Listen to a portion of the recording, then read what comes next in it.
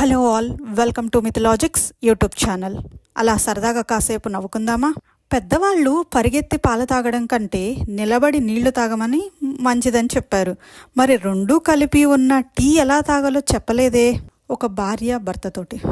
ఏమైందోయ్, మన ఇంటి ముందు ఇంతమంది జనం ఉన్నారు. ఏం లేదండి, మన అల్లుడు ముంబై నుండి వస్తున్నాడని ఎదురింటి పిన్నికి వినిపించేలా చెప్పాను అంతే. అలా చెప్తే ఇంతమంది ఎందుకు వస్తారు? ఏమన్నావో కాస్త వివరంగా చెప్పు.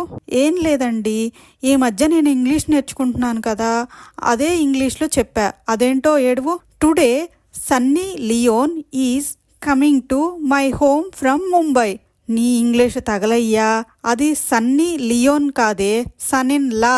ఒక బస్ డ్రైవరు పూజారి ఒకేసారి స్వర్గానికి వెళ్ళారు. బస్ డ్రైవర్ను పట్టు వస్త్రాలతోనూ పూజారిని నూలు వస్త్రాల్లోనూ ఆహ్వానించాడు దేవుడు.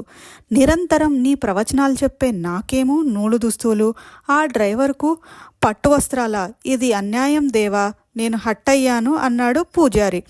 నువ్వు ప్రవచనాలు చెప్పేటప్పుడు భక్తులు ఎంచక్కా నిద్రపోయేవారు, కానీ ఈ బస్సు డ్రైవరు నడిపినంతసేపు భక్తులు నా నామస్మరణే చేస్తూ ఉండేవారు.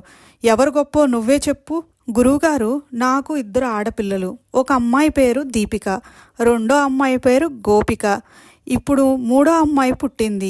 ఏం పేరు పెడితే బాగుంటుంది? గురువుగారి సమాధానం, ఓపిక. దీని తర్వాత కూడా కూతురే పుడితే? గురువుగారి సమాధానం అండి, ఆపిక. What a technology! బిచ్చగాడు. అమ్మా, అన్నం ఉంటే పెట్టమ్మా, ఆకలేస్తుంది. ఒక గృకిణి.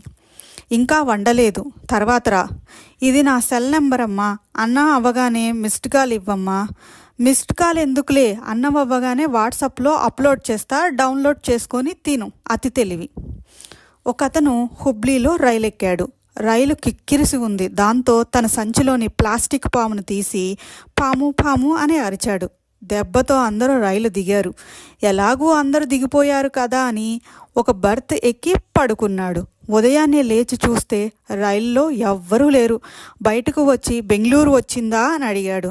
దానికి ఒకతను, ఇది హుబ్లీ, రాత్రి ఇందులో పాము దూరిందంట, దాంతో ఈ బోగిని ఇక్కడే వదిలేసి రైలు వెళ్ళిపోయిందంట. ఒక డాక్టర్, గాయమైన చోట ఈ ముందు 2 సార్లు రాయ్యా. వెంగళప్ప, కుదరదండి. ఎందుకని? నాకు దెబ్బ తగిలిన చోట ఇక్కడ నుండి 100 కిలోమీటర్ దూరంలో ఉంది.